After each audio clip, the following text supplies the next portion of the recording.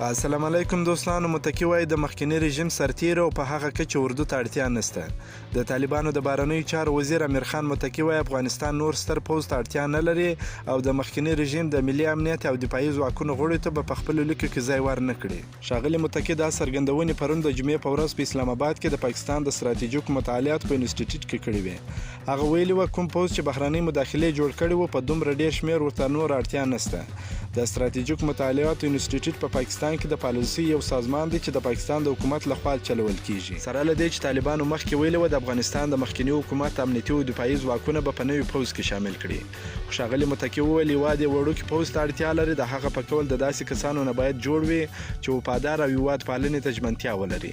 د طالبانو د بهرنیو چارو وزیر همدارنګه په خپلو خبرو کې په نړیوالو ټولنې تور ولګاوه چې د بشري حقونو او ټولشموله ادارې د جوړېدو موضوع یې د سیاسي مقاصدو لپاره کاروي. هغه وویل پرون چې مخالفین طالبان وژل کېدل سرغړونه نه وه خو نن بیا سرغړونه ده.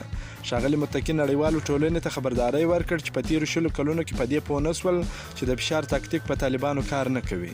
د طالبانو د بهرنیو چارو سرپرست وزیر همدارنګه ادعا وکړه چې اوسنۍ کابینه یې ټولشموله ده او د افغانستان د مختلفو برګونو غړي پکې برخه لري. وایي چې نړیوالو ټولنه کوشش کوي طالبان مجبور کړي چې سیاسي مخالفینو ته په کابینه کې ځای ورکړي. متکی وویل دا په بل ځای کې معمول نه دي. هغه زیاته کړه چې موږ هیڅ وخت د امریکا د جمهور رئیس جو بایدن څخه نه دي غوښتي چې مخکني جمهور رئیس ډونالډ ټرمپ ته په خپلې کابینې کې ځای ورکړي.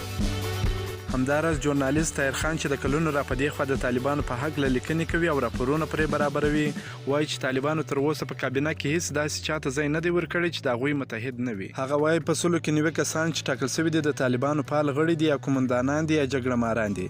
په سلو کې لاس بیا هغوی چې په ټولنیزو شبکو یا نورو ځایونو کې د هغوی ملاتړ کړی دي. د طالبانو د بهرنیو چارو وزیر همدارنګه وویل چې د میرمنو د کار او زده کړې چارې مخ په ښه کېدو دي.